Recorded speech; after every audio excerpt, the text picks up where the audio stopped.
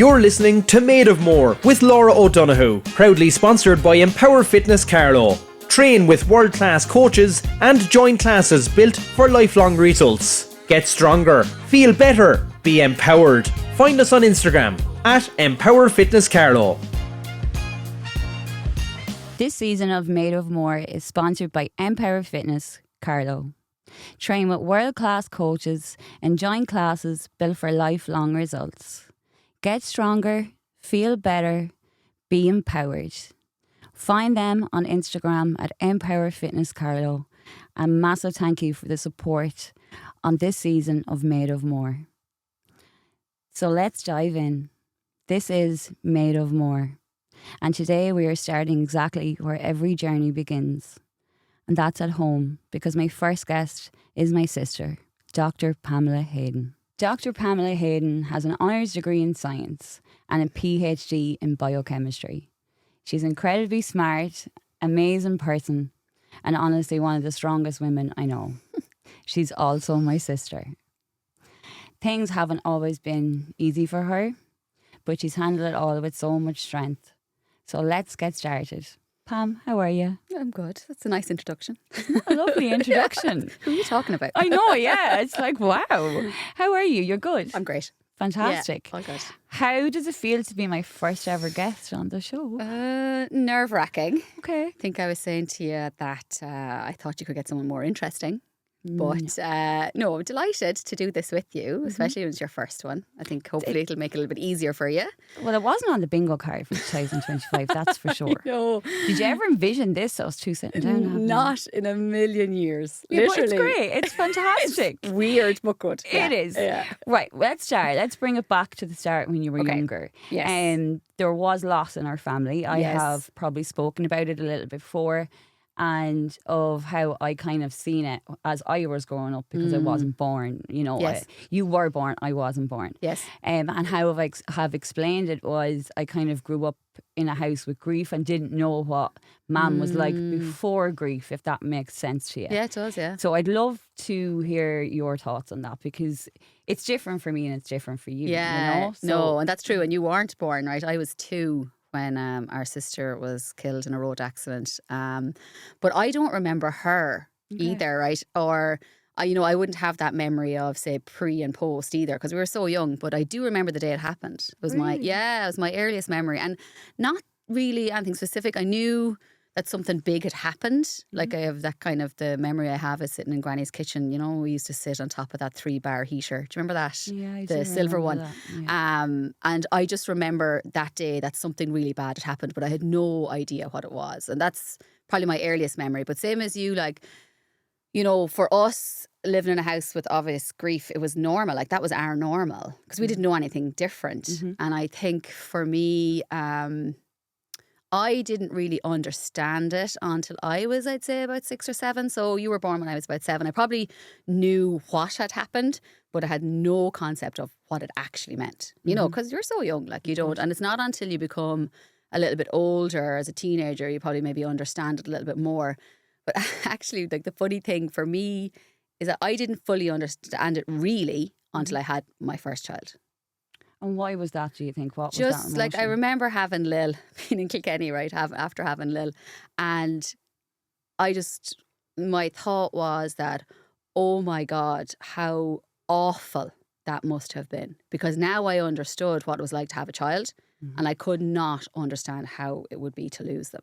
And literally on the day I had her, that was, it was maybe something that was really kind of clear for me then. And only then really did I understand fully what it meant. Like, and obviously now, like, my kids are, Lil is 11.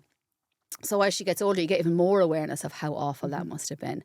But I don't think I had that really, understanding what it actually meant. Because it was normal, which is mad, isn't it? Like, that was normal for us, which would have been completely, and I know other people would say, oh God, it's awful. And like, yeah, it is awful. But we still didn't understand what that meant. Yeah, it wasn't that we talked about it very much as a family. No, we didn't. And because it was too hard. Right? So hard. So hard. And you can understand that now. Oh, yeah. Why, like. Yeah. It's just too hard for Mum and Dad to talk about. And but we knew it. We knew it was there. Like Mm-hmm. we knew that's what had happened, and we thought, we would see photos and all of that. But I don't know if the understanding was really there until we got older. It was kind of the sadness was there, but Yes, you didn't. Yeah, you had no idea what that meant. But again, that sadness was probably normal for us, right? Yeah. Because we didn't know any different. we didn't know any different. Exactly. So That's kind of how it kind of just makes you think when you get a little bit older as well. Like especially when you have kids of your own. Yeah. It's how like Mum kind of dealt with that grief for yeah, because she had a lot more Incredible. kids. There was 3 girls and there's 3 boys. Yeah. And like looking back now, it's like how did she have the strength for that? I don't know. Honestly, I don't know. Like, do you know, I think we were very lucky. We had a fabulous support network. You know, we had great mum and dad had great friends. And obviously we had Granny as well. And she was so a massive figure in our lives. You know, like wasn't she all the time, every day, crazy, yeah. 24/7. She was so I think that obviously was a big thing, that there was a big network. We had a very close-knit family as well. We was close, yeah. And even all of our cousins are still close with us, and our aunts and uncles as well. On Mum's side, we're all very close. I think that must have helped. It had to have, like, otherwise I don't know how they would have done it. Yeah, it's hard to look back and think about that, isn't it? Like how you get through that. But I suppose it's them moments in your life where you really, see the strength you have within inside you. And us looking back on Mum and Dad, and it's just crazy to think how you can carry on after something so horrific. Yeah. And still be an amazing mother and amazing father. That was a big thing, wasn't and it? like, look at them now. Like, my parents are amazing. Like, our parents are amazing. Yeah. Like, they go out every Saturday night and have great crack. They have a better life than They I do. honestly have a better social life than the both of us put together. But I think that's probably part of maybe how they got through it, is by continuing to live. And I'd say the early years must have been really rough. And Christmas was always tough, I always thought, for Mum, and probably can be sometimes even still. And the grandkids have helped there, obviously, massively, because she goes totally over the top. Santi's Oh there, my yeah. God, Loves with Santi. Christmas. And I think it's lovely. Then, it's probably why she does. And she used to go totally over the top for Christmas for us as well. Like, Oh, crazy. like honestly, Yeah, when it was we so were young, special. it was lovely. And, the fact that she was able to do that, and Dad as well, like they're incredible people. They're great role models, I think, to show how to be resilient and The grief can really take. and carry on. Like, Yeah. they're incredible. Yeah. And do you think that made you stronger growing up, that you had to deal with that at such a young age? Like, did you find that gave you tools to cope as you got older? Or was it harder? No, I don't know if, I think what it made me was independent. Okay. I don't know if it was anything else but that. Like, Mum used to say to me when I was 7, I could have lived on my own and I would have been totally fine. So I actually agree with this statement I because thought you might. you're the most independent person I Yeah. know. I'm fiercely independent. Yeah, I know that, and sometimes it's not a good thing Why? because I often won't ask for help if I need it. I'll just try and figure it out on my own. Do you know? Because I'm just really independent person, and yeah, that can create difficulty. Well, it's something you should be proud of too, because I Yeah. suppose trying to instill in our kids now to be independent and be okay on your own is a big thing. Like, that's a Yeah. big thing in life. Yeah, I suppose. Yeah, like I suppose it hasn't hindered me, but I think that's where my independence came from. Not having to be, but being independent is something that I've had from since I was very young. Yeah. Yeah. And working it out, and actually knowing that I can work it out, regardless of the difficulty of any situation. I'd probably always know I'll work it out. And that kind of has definitely followed me through my career even, and my life, that regardless, I pretty much back myself that I can work it out, like, eventually. That's fantastic though. That's Yeah, I don't know, but yeah, I suppose that's probably where that's come from, maybe. because kind of have that strength and resilience to kind of Yeah. get through situations. Yeah. And like, what would you say that would help people that's going through that at the minute, like that? There is things you can change to rise above how you feel. Yeah. And there's things that we can do to make us, feel better in ourselves. Like what Yeah. advice I would think you there's give? always a way, Yeah. there's always a way. And I think it's maybe some of it is taking the time to work it out as well. That you mightn't have the answer today, but you might tomorrow. or the next day.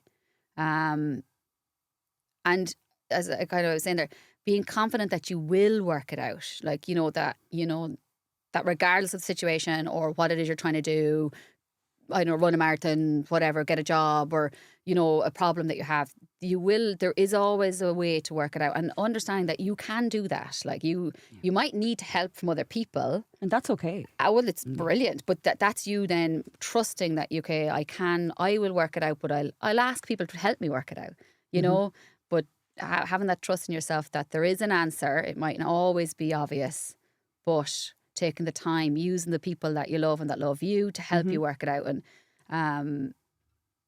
I think that's, there's always a way. So kind of holding on to that it might not be obvious, but in time it will become, you will find the answer, you'll find a way to make it better, or to find the solution, or whatever it is the challenge is. I'm just listening to you and I'm so inspired just listening to you. So I couldn't have had a better guest for my first guest, because this is what we want. We want, we want raw honesty and a little bit of laughter, and, just to see that there is a way through life. Even if you don't start, exactly right, there's a way through it. Yeah. I think as well, like, often as you're growing up, people tell you can't do stuff, or you're put in a box because of where you're from, or what you have, or how much you have in the bank, or what car you drive, or it's all bullshit. Like, really, at the end of the day, it's absolute bullshit. If you want to do something, and you'll find a way. Like, there is always a way, regardless of what you have. It's just, I suppose, believing that in yourself can often be the first step. Believing that you can actually make it work. And if you can get to there, that can often be the hardest one. But you can get to there, then the world's your oyster. Kind of just, whatever you dream of doing, just do it. No one can stop you if you really want it. Yeah, or if you believe you can. Yeah, it's belief in itself, isn't it? Yeah, it's the belief. Maybe the want will always be there, but do you believe you can do it? Yeah. And like, even growing up, like having such resilience and having that loss when we were small, it always just, flabbergasted me that you're so smart. And I'm like, where did they actually put the brains for me? It's only left there, please. That's actually not true. Like, we are sisters, yes, right? We share 99.9% DNA together. She's so lucky. Blessed. But like, if you're as smart as I am, I think I just like that. You know what I mean? I loved school. You really did? What? I loved it. Can we take it back to the first day of school, and why was my first day different than yours? I love school. Yeah, this is the problem. I think this is where the problem lies. But like, I'm such a nerd. Like, and my friends, my best friends, even Laura would say that I'm such a nerd, and I'm okay with that. Like, but I loved school. I really loved learning. I loved books. I loved going to school. I would have gone 7 days a week if I could. I just loved it. And was really it like strange. Just getting away from the house you loved it, or was it just the routine? The routine of it. It was always really predictable. I knew what was coming. I knew, and I enjoyed it as well. Like, I enjoyed learning. But I loved the routine of it. And yeah, I just really enjoyed school. Like, at times, of course, like when you're growing up, it's hard and stuff. But the actual learning and the academic piece is what I really loved. You know what I mean? Yeah. And sport, of course, as well. But I really enjoyed learning. And I think that kind of, and in fairness to Mam, she obviously saw that in me, right? But it was never a question that I was going to go and continue in school and continue for a very long time. But that there was never a question that I was going to do that. She always, and it was gas. And she always said that to me from when I was very young. But she obviously saw that I liked it, But she's like, "Oh, you're going to do this, and you're going to go to college, and you're going to," and it was always something she always said, and I remember that. So when the time came, it was just the natural thing. It was never just a decision. You know what I mean? Always in your head. Yeah. I was always absolutely. It was never a question. Yeah. And sport was a massive part of your childhood, massive part of my childhood. Of ours, yeah. And like didn't have all the running, yeah. We didn't have any, phones and stuff to keep us occupied. No.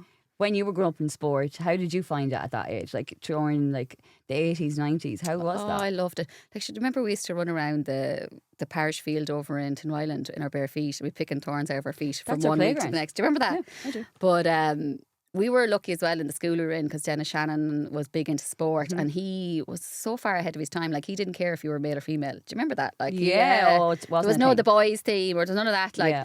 but the athletics was brilliant and sure, Mam loved that. Like, and Granny loved it. And the community games every year over in St Patrick's College. Like it really was athletics, wasn't it? That's what we started in. Like, I think that's all we had growing up was possibly. was athletics and kind of, you know, and that's where you met your friends from school, or you didn't have communication after school. So No. that's what we did was Yeah. athletics, and like we enjoyed it so much though. Yeah, we did. I think it saves a lot if you were struggling at all when you're younger. I think sport can be a fantastic way of coping. Yeah. You know, focusing on goals and stuff. How would you feel about that? Like a goal is a massive thing to have, especially when you're trying to better yourself in life. Yeah. You know? I think sport, especially for young girls, is so key. And if you can get them into team sport, even better. Because it just gives you 15 or whatever friends instantly.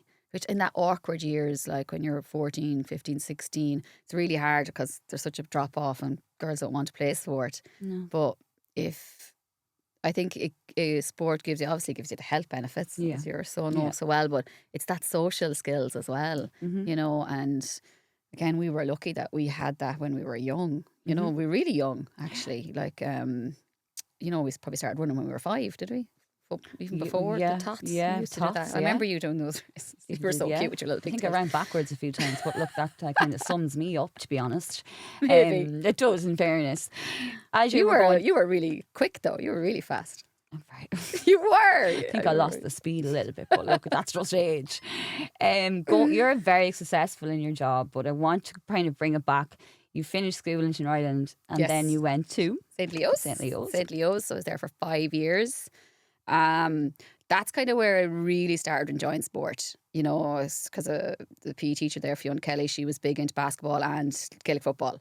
So she brought me onto the county team then for Carlow for football. So sport really took off for me in secondary school. You know, Okay. I really found I loved Gaelic football, loved basketball as well, but probably more the football.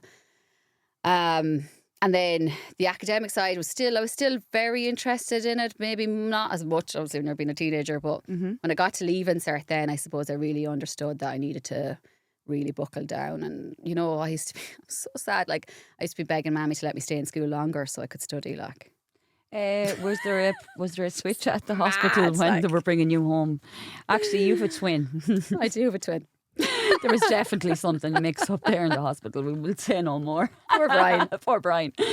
But yeah, it makes you grow so much as you're going with the sport, and then Yeah. keeping it up in secondary school. Like that's a massive thing because, as you said, we do fall off a little bit when we're in Yeah. secondary school. Definitely. What advice would you give to people that are like that, or feel that, you know, maybe they're going through things in their life but are in sport? What is a healthy way to, you know, put that emotion into what they're doing? I think you have to enjoy it. Yeah. You have to enjoy what you do, like whether, you know, dance class or your crazy class that you do at 36 degrees. You know, but yeah, you love it. Like the people who go love it. I think you have to enjoy it because that means you'll keep going back and doing it again. It Like does. it has to not feel like work, you know, because you'll have so many other things in your life that are hard. That shouldn't be hard. Like I always say, those kind of things should put coins in your bank, not take coins out. That's good. So, way you of know, thinking. like, so find something that puts coins in your bank, whatever that is walking with your dog or, you know, going for a run in nature or, you know, doing a HIIT class or running or whatever it is. And if you can do it with other people, it's going to give you more, you know, Exactly, yeah. it's going to give you more coins than doing without them. So, you know, I think it's for me, for like I run now and I know that I'm a different person if I don't do it. You know, I'm not as happy. I let the stress get in on top of me. And that one thing helps with all of that. So if you can do anything, just find something that lights you up and that gives you a few coins in your bank. But it could be something really simple. It doesn't have to be difficult and the easier you can make it, the better. And if you can do it with someone that you like spending time with, all the better. Oh, it's fantastic. If you have Yeah. someone in your life that kind of backs you that way, it's great, isn't it? It is. I know you lost your friend as you were going into secondary school and stuff. And, you know, all them emotions are hard, especially when you're coming from grief, a house of grief. And, you know, we never really spoke about it, never talked about it. So did you find it hard to communicate at all when you were a teenager about certain things or anything like that? No, but But I think when you're a teenager, your awareness is so bad. Like, you've no awareness really about what's going on in your world. Like, do you? I mean, I suppose I was lucky because I was playing a lot of sport, at a high level, because I was playing with Carlo. So, you're training 3-4 times a week. You have a match as well. So that really helped me, I would say, and it helped me to develop social skills as well, how to talk to people, how to play in a team, how to communicate, how to be committed to something. Yes. But, so I felt I was lucky. Now, I was probably in my friend group, there wasn't that many people playing sport at that time. It's gas. I see all those women I went to school with now all doing something. It's amazing, because it's more normal now. And more people do it. But even when I was in college, like, I'd come into a lecture and I'd have muck behind my ear after a training session. And the girls would be like, what is wrong with you? And I'd be like, oh God. Yeah. So, yeah, I think having something in your life like that, it helps. It just helps. It helped me massively get through my teenage years. Okay. I know for Lil now, my daughter's 11, she's big into sport as well, and it's something I'm going to really try and keep her in, because it helped me get through that, because it's a tough time. Yeah, it's a really hard time for all of, especially for girls. It's not an easy time, like, as you're growing and developing the hormones, and so sport really helped me with that. I think we kind of forget about that as well. Like, the human, like the female body is, there's so much to it. It's like, you might one week be feeling brilliant and the next week you won't be. And that's that's okay. It's, the week after you'll get better. Yeah. And that's, I think, the mindset we need to try and instill a little bit more. Life has gone so crazy now that, taking it back to basics of how you deal with certain things and maybe some losses and grief in your life, it's just taking control of your emotions a little bit more. Would you agree with that? Yeah, no, I definitely would. Or even knowing the situations that gives you those emotions and being able to maybe prepare for them, or deal with them afterwards, or give yourself tools to be able to prepare for those situations. Because whether it's grief or loss or challenge, right, we all have challenge, same thing, same ish. Let's say you still need to have the tools and the skills to be able to deal with those emotions, as you say, and whether that is any form of movement or breath work, or so much out there now, I'm isn't kind of there? addicted to going to the sauna. I think a lot of people are addicted to going to the sauna. I do think, though, there's so much variety now that you can unwind. It's not just about talking to someone, say. You like independently could go and do something for yourself. Yeah. Sometimes it's really good to be independent like that, isn't it? Yeah, or even just stopping and having a nice coffee. Yeah. On your own. On your own. No one annoying No you. one annoying, yeah. That's what I said, on your own. just pull in a live or pull into a gateway there and have a coffee. But isn't it taking 10 minutes out of the madness? Like, that is your day, But your day is madness. So it is. Funnily, I had to actually say, what is your credentials and what is it you really do? Because I can't keep up with you. I don't think I ever could, to be honest. But well, I don't really talk about it that much. So talk about college. Where did you go to college? I went to college in Maynooth, and I was there for nearly 7.5 years, which is a long time. I told you I loved studying. People are probably going to be like, oh my God, that girl. Yeah, I spent a long time there. I did a 4-year degree, and I wasn't intending to stay any really after that, right? So I did a 4-year degree, and I was really lucky. I got a sports scholarship in college as well to play football. So that was brilliant, obviously. Didn't know that. So that's new information for the to me. 4 years Wow. I got a scholarship. So that was great. Just a few pounds. It was brilliant. Yeah. And then I went to America for a summer to play football, to New York to play football. And yeah, that was because it was just a friend had asked, she was part of a team over there and had asked us to come over to play for a few games. So I went over to New York, and then they kept us for the summer. So it was brilliant. And then that was when I was in 3rd year in college. And then I went back the following year after I'd finished my degree. And one of the ladies who was playing on the team was a friend of hers was working in a laboratory in New York in one of the big university hospitals. Yeah. And I was like, oh. And they said that they were looking for somebody. The manager of the lab was from Galway. He was an Irishman. So I went up the next day for an interview, and I got to work in a really amazing laboratory for the summer. And I was not thinking of doing anything. I didn't know what I was going to do. Hadn't a clue. And he had asked me to stay in New York to do my PhD, but I was like, I'd never even thought of doing a PhD till that point. Okay. But it would have been 5 years, and I was like, I don't think I would want to be away from home for that long. That's quite a long time. And I was only isn't 22. Oh, so young. I was so young. So I then said, here, maybe I'll look for PhDs at home in Ireland. And there was a new one in Maynooth that I applied for and I got. So I spent 3 years doing a PhD working on proteins in muscle, so both in the heart and in skeletal muscle. So yeah, very, very nerdy. But I loved it. I really enjoyed it. Yeah, but it's not being nerdy. I think when we go back to especially growing up when we did, and we didn't have so much social media Yeah. to look into. So like growing up in your teens, you didn't really talk much about your problems. No one kind of did back then, I feel. No. It wasn't a thing that we sat down at home No. and talked about any loss or how you deal with it, or so I think you're quite amazing to be able to just get so much out of life starting from a place where there was sadness. Yeah, maybe. But as I said, I think it was the independence piece. Like, I had no bother hopping on a plane and going to New York on my own. Like, no bother. Like, and when you think about it now, you're thinking, that's a bit mad. But I didn't. I had no problem doing that. What drove you though? If even going through school, you were so good going through school, but even dealing with grief when you were going through school, you never seemed to let it show. Yeah, I think probably the independence was the piece, but then later in life, I would say that came back against me. You know what I mean? Like because I have that condition, endometriosis, and I ended up having to have 8 abdominal surgeries, and I went through those surgeries like I was going in to get my hair done. Right, honestly. So, but then by the time I had the last one, the biggest one, where I had the full hysterectomy, all of those years that I just went through it like I was having my hair done, all of a sudden came back and bit me in the ass. And that happens. It did. And like physically and mentally, I was absolutely screwed. And that took me a long time to kind of come back from there. Because I think, and the only reason I think it hit me at that point was because physically I was so wrecked. Like, it was so tough, because I was obviously straight into menopause, and I was really tough to recover from that surgery. Yeah. So the physical piece, I wasn't able to bounce back like I had before. Okay. Like I'm so used to, here we go again, let's go, let's run another marathon, let's do whatever, whereas that was not possible. And when that wasn't possible, then I didn't know what to do. I had no tools to help me with how do I deal with this in another way than being independent and able to deal with it on your own and able to get better and bounce back and do something even better. That was gone. Yeah. So I had no tools in my toolbox then. So that's when. And how did that make you feel when you had no tools in the toolbox? Well, I did because it just confused. Yeah, confused. So what the hell's going on here? Like, why?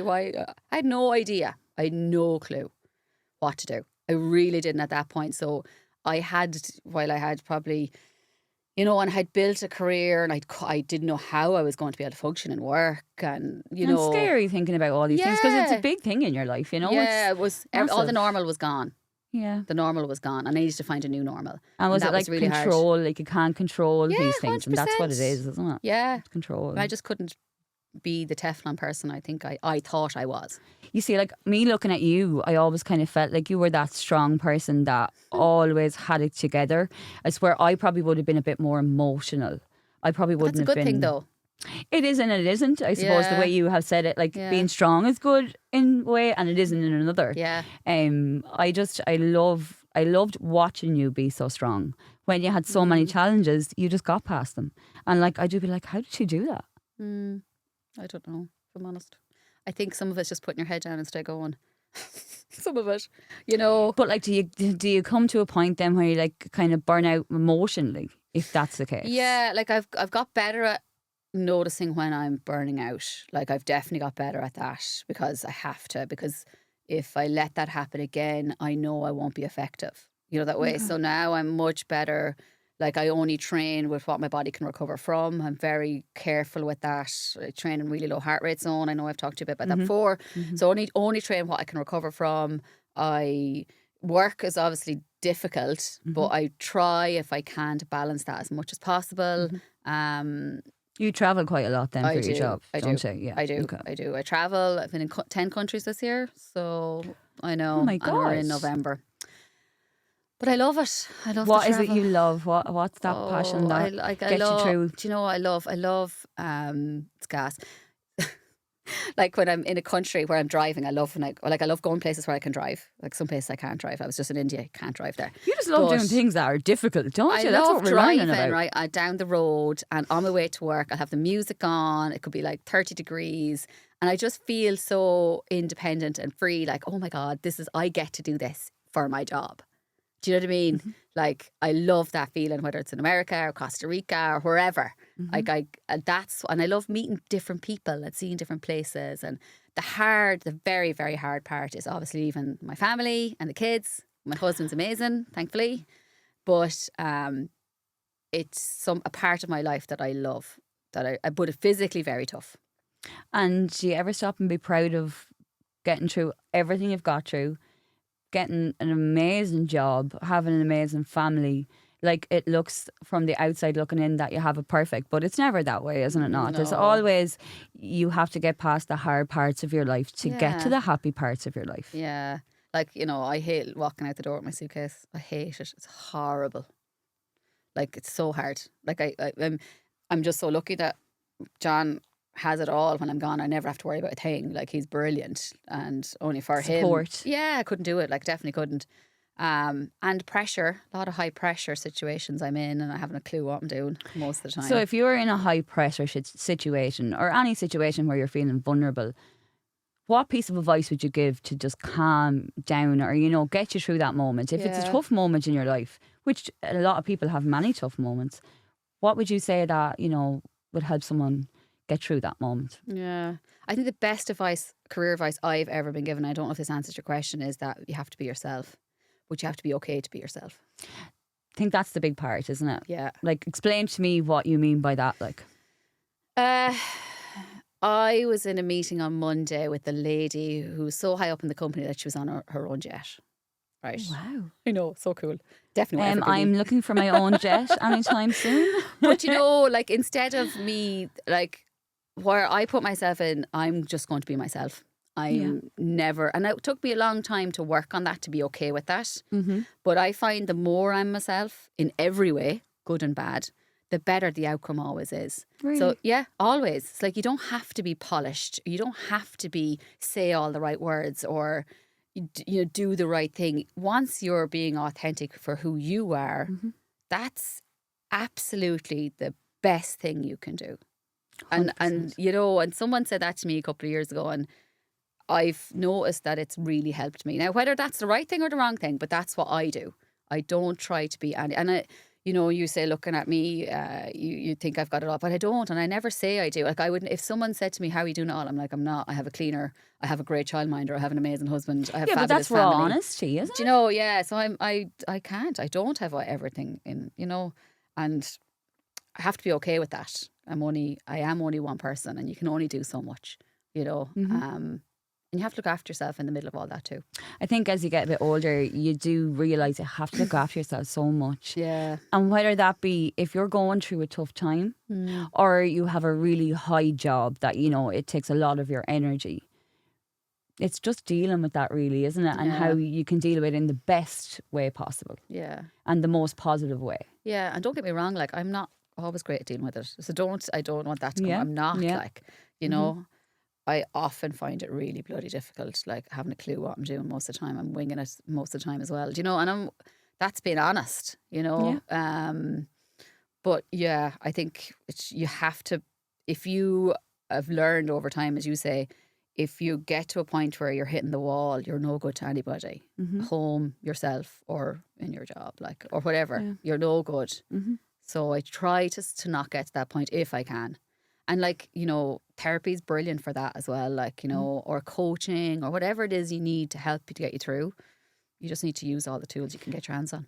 It's kind of feeling like there's someone else out there going through the same thing. Yeah, that's true. Yeah. And like, we all need that. Yeah, or a good night out with your friends helps too as well. Laughter. Laughter helps so much. Yeah. Especially if you're going through anything that's quite difficult. And let's face it, there's a lot of difficulty in the world at the minute. Do you agree? How would your thoughts on the world as it is now? Yeah, like, oh gosh, I think the thing is, when you turn on, like, they'll laugh at this now, but I just don't use social media at all anymore. Like, I find this fascinating. We're in 2025. I just don't use it because I just can't. I very rarely might use LinkedIn a bit because I have to for work, but that's about it. Because it's because of what's out there, Laura. It's all such a comparison society, and then every day you turn it on, there's something all more awful on the news, and you're like, oh my God, like, If you're going through something, it's very hard to see these things as well, isn't Yeah, it? it is like, and there's so much of it. I find it's really noisy. So that's probably why I don't subscribe to it at all. I'm better for without it. And I obviously don't know anything that's going on in the world because I'm not on Instagram, I'm not on Facebook, I'm not, I don't do those things. So sometimes I'm completely clueless in social situations, but I'm actually okay with it.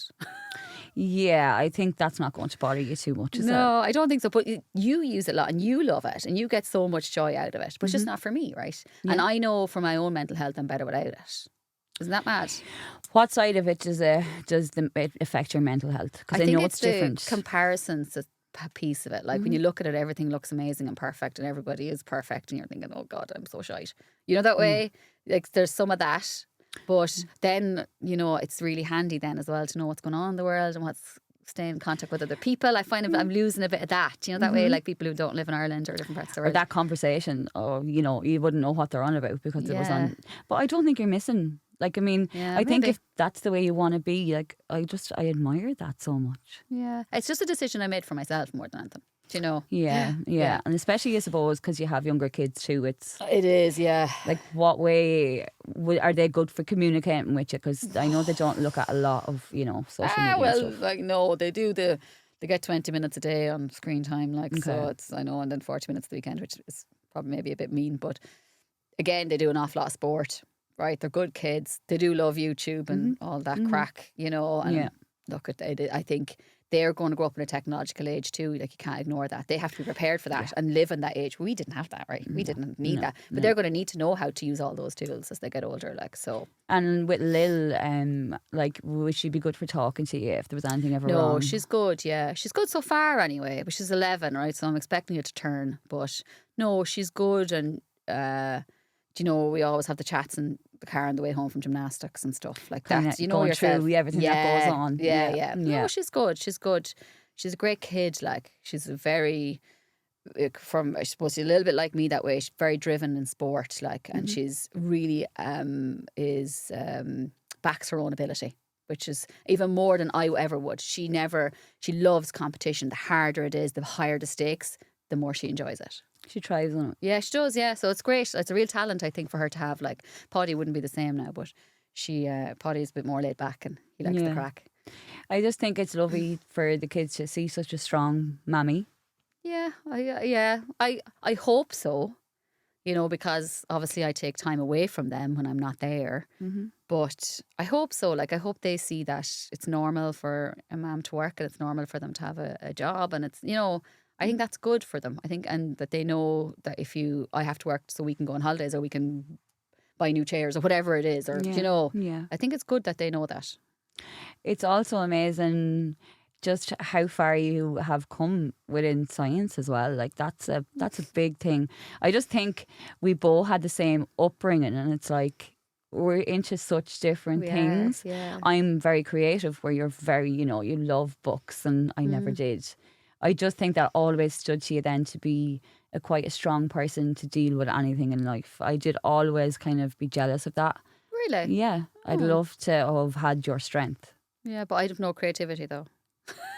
You've loads. That's why I would say I thought I'd be just such a boring guest. You're not a boring guest. Zero creativity. Like you were much more, you're great with people and you're great with building belief in people. I don't know if I don't have those skills, like, But we both believe there's always belief. There's always something there to, make tomorrow a little bit better, even if you don't think so. Yeah, that's true. Yeah. Yeah.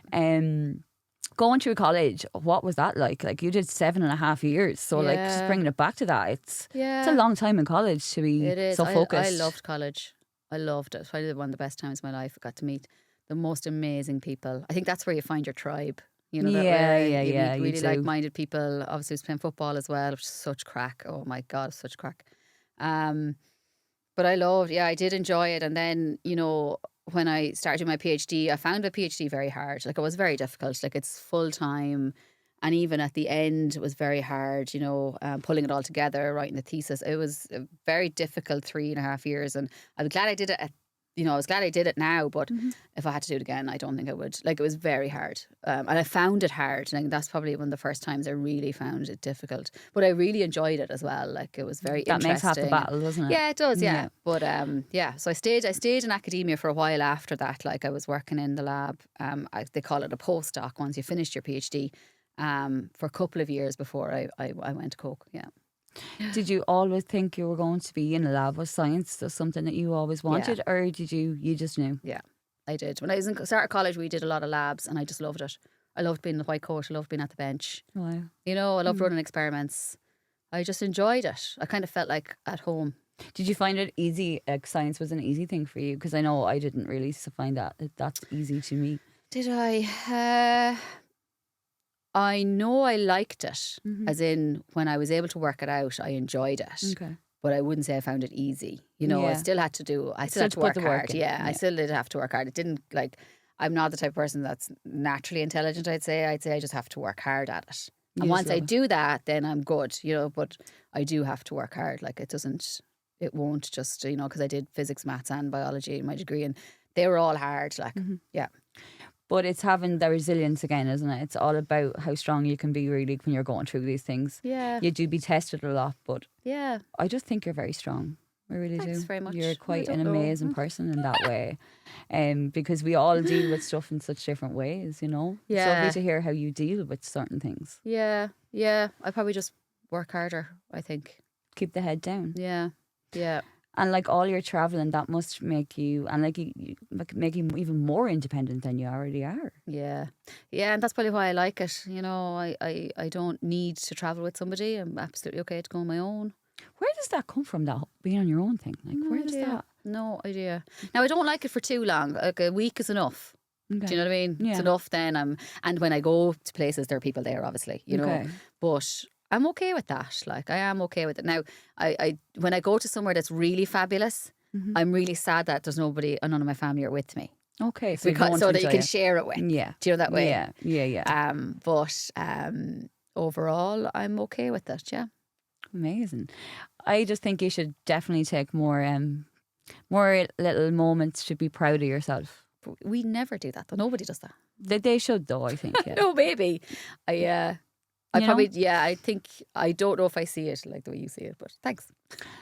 I see a woman that, you know, keeps her head down and has got through a lot between loss, and you just do it with such pizzazz in you. I think that's what it is. And maybe because we never talked about stuff like that before. Yeah, maybe. That, you know, that wasn't a thing we ever talked about. So it's lovely to just sit down and talk about how you see certain situations. Okay. Instead of how I would see certain situations, you know. Yeah. And just seeing that strength has really given me so much confidence in myself. Really? Yeah, did you not know that? No. The more That's nice. The more you drive, you know, when you were younger, you really were so focused, and it was something that I would have loved to just be focused, because Okay. you know, it's a little bit easier of a path, would you say? If you're focused and your mind is set to someone that maybe doesn't know what they want to do in life. Yeah, but you know, I always say that because people say that to me. How did you know what you do? I think it was a little bit of luck as well. I think you need a bit of luck, because it's really like, it's majority of people haven't a clue what they want to do, right? No. I think I was a little bit lucky. You know, That you just kind of fell into it. yeah, or that like great. Do you remember Mr. Glynn in St. Leo's? No, do you remember him, the science teacher?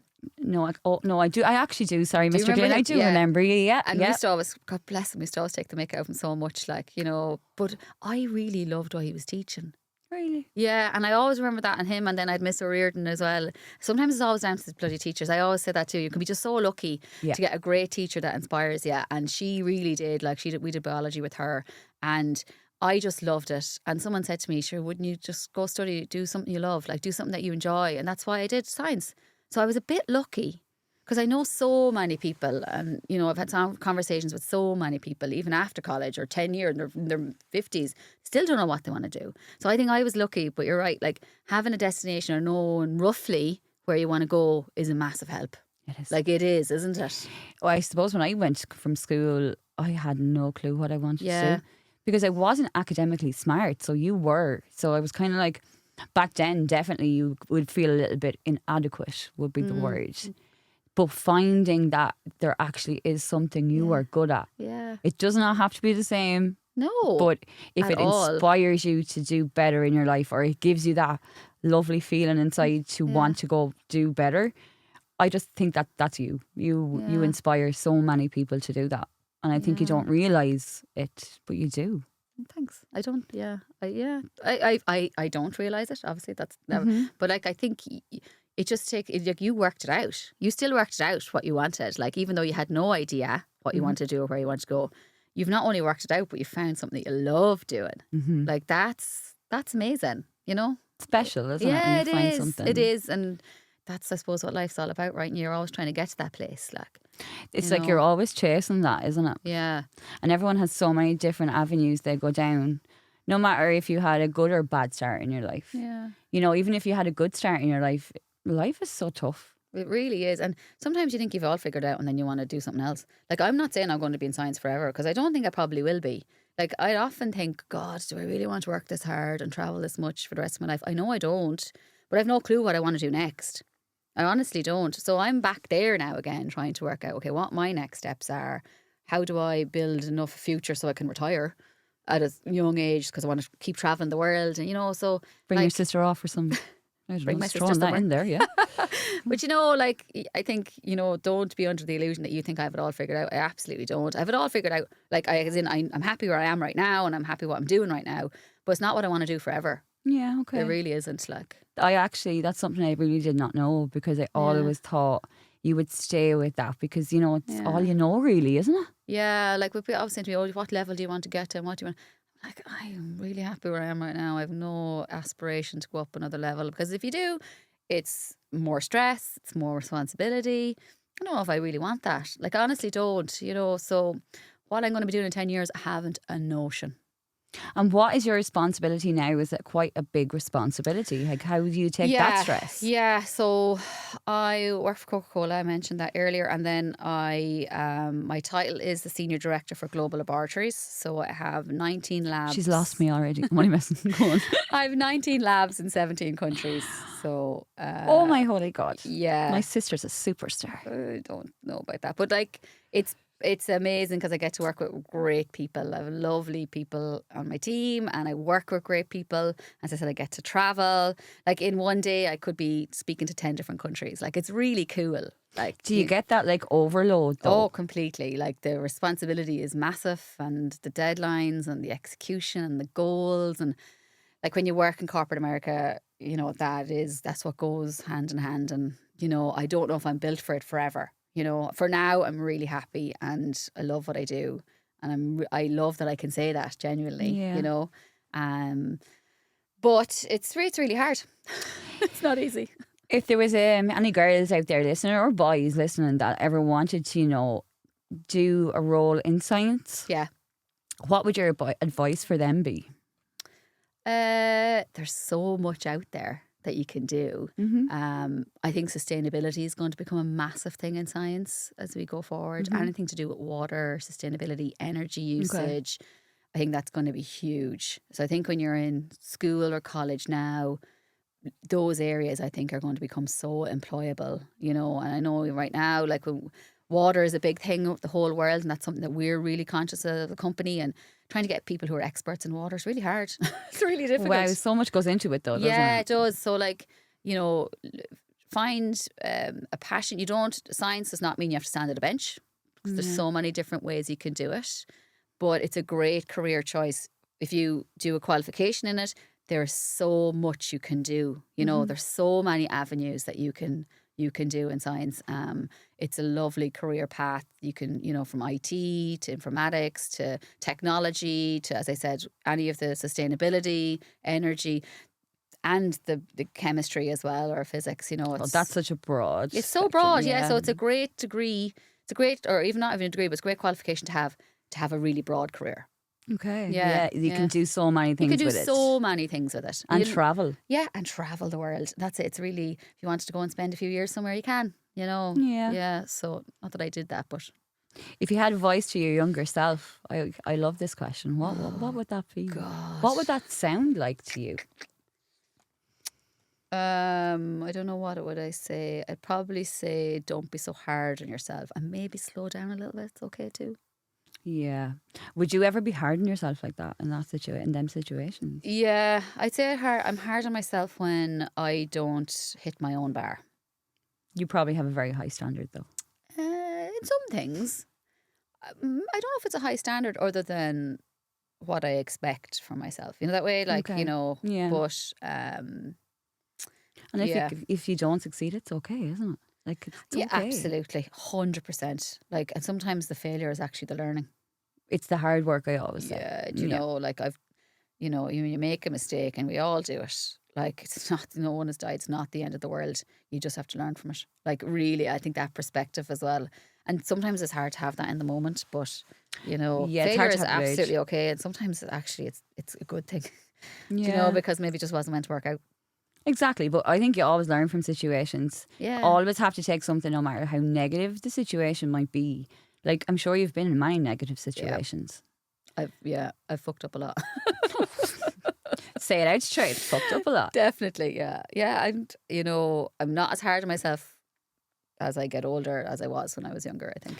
I think age is a massive, massive thing to do with it. Yeah. It's like you just grow from all your experiences, and if you don't learn in the moment as you're younger, you will definitely remember that and learn as you get a little bit older. Yeah. Like, just don't ever give up. It's always, there's always something there that might pull you out of how you're feeling. Yeah, absolutely. Did you ever have anything that helped you in that way, like music, or did you have anything that would have helped you deal with stress levels? Yeah, I have good friends, I suppose. You surround yourself with good people. And it's hard to have good people in your life too, isn't Yeah, I it? think that's so important, and that perspective as well. That, I always say, if something goes wrong in work, I'm like, it's just work. At the end of the day, like, do you know, it really is. It's not. It's your health is your wealth, and if you can't put yourself first and look after yourself and your family, and like, yeah, I think for me, running, obviously, I run a good bit, and I'm much better. I say that when I do it, like, and even if I've had a bad day, a run just helps. It kind of reset. clears the head, doesn't it? Yeah, it it gets does. rid of that stress and that. Sometimes my husband would tell me to go for a run. So, John, I hear you. like, I feel your pain, John. He's like, just put on your runners and go out the door. But that's your release. That's how you get, that stress out. It is. It You know? is. That's kind of what I use, and I can run anywhere. So when I travel, That's it. I run. I always run. Another big thing, I probably need to ask that there though. How do you feel? Do you feel safe like when you're running out like that? Like, is that not a big no, I thing? have to be really careful. Like, it depends on where I go. So you have to course. really understand where you are and Your surroundings. yeah. And there are some places that are really safe, like Singapore. You can run any time of the day or night because the safety there is so good. Wow. And then in India, I couldn't leave the hotel. So What was that like? That yeah, experience? I found it really restrictive. I really don't like that. Because again, it's the independence, right? I couldn't leave the hotel on my own. I couldn't even go to the shop. Like, when I go to a place, I love having a little walk around, even if it's just to the local shop and back, wherever, it wouldn't be much, like, it really wouldn't. But in India, it was just not safe, the area I was in. And I'm back there now again in February, and I'm not looking forward to it because I feel so restricted. I can use the gym and I can go to the restaurant and to the meeting room, and that's it. Is it just because it's so dangerous? Yeah, it's not safe. It's not safe, yeah. You stand out a lot as well, obviously. You're course, female, blonde, you're on your own. And I suppose you're given guidelines at work and you have to follow them, and that's it. And then there are other places that you could run no problem. Do you know? Yeah. It But just there, shows you the difference in the world. Does, yeah. And even, it's just lovely though to see the local community and to see local things. I really missed that when I went to India. So hopefully the next time it'll be a little bit better. But Yeah, you'd be kind of better versed on. yeah, but what I you can came do. out of it in a really bad form because I couldn't do that. And was it more like, were you upset for their surroundings? Yeah, it was. It was really tough to see. Like, it's so poor and there's nothing you can do to help. And, and you're then being treated like you're royalty, which I don't like either, which that didn't really sit that well with me either. Because you're looking at poverty then, really, aren't you? Yeah, and you're just like, but look, I think it's just that culture, and it was a culture shock for me. But I'm hoping the next time it's a better experience. So how many countries have you left to go this year? Have you all travelled? I'm done, thank God. Oh yeah, my I'm finished. God. Yeah, I'm finished. And what is your first destination? Atlanta in Wow. January. Yeah, and then India in February and Cairo in March. Like that life experience in itself is something Yeah, amazing. no, it's good, but it's just the thoughts of packing a suitcase now again.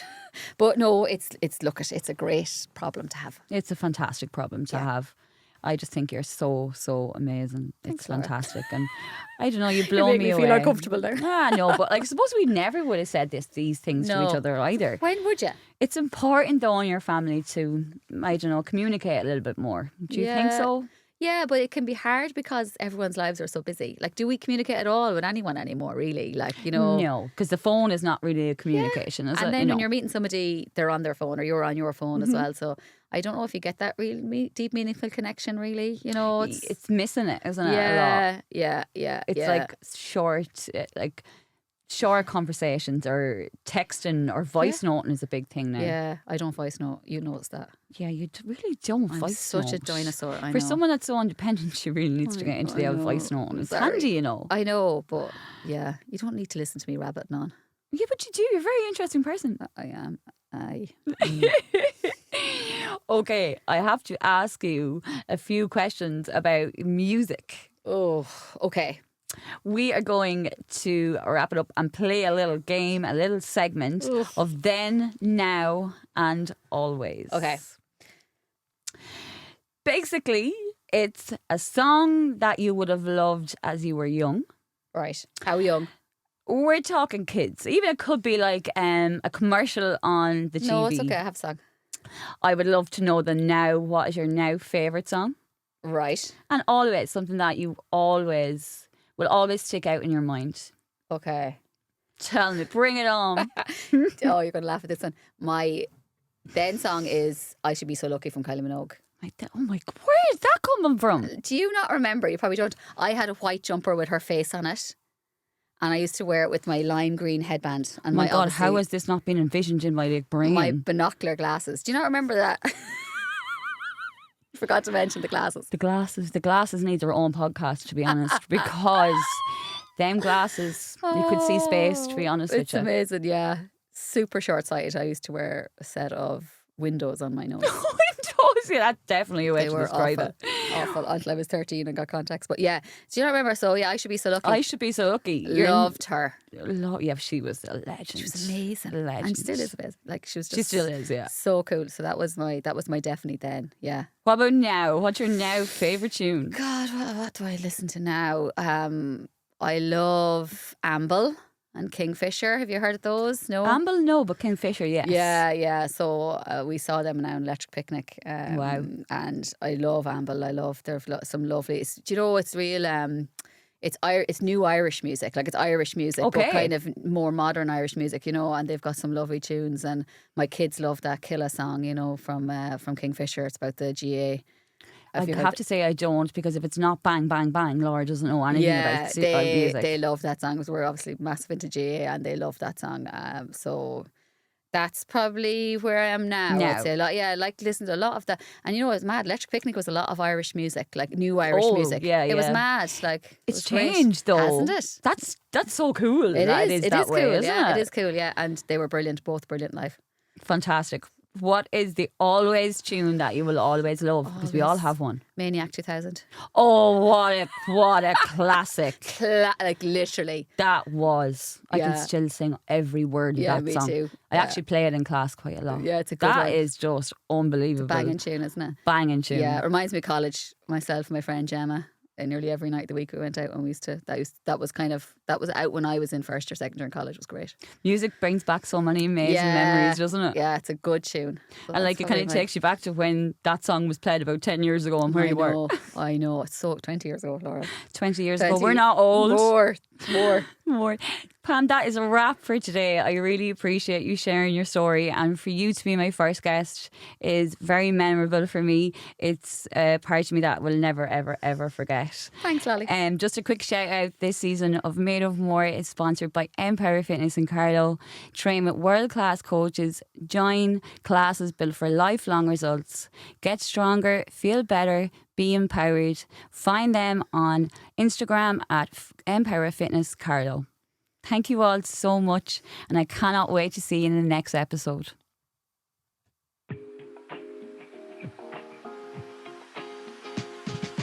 You've been listening to Made of More with Laura O'Donoghue, proudly sponsored by Empower Fitness Carlow.